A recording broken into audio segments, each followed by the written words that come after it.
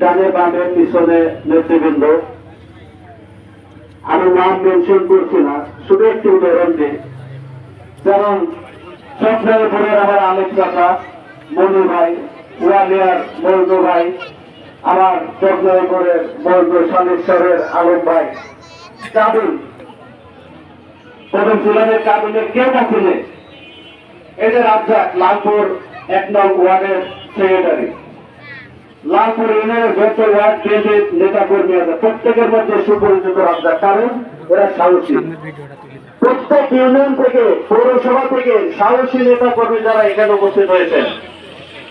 এবং আমার সিনিয়র লালপুর উপজেলা এবং গোপালপুর পৌর নেতৃবৃন্দ,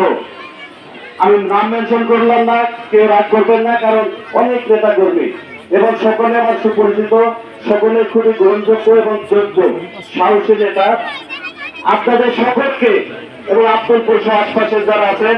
সকলকে আমার পক্ষ থেকে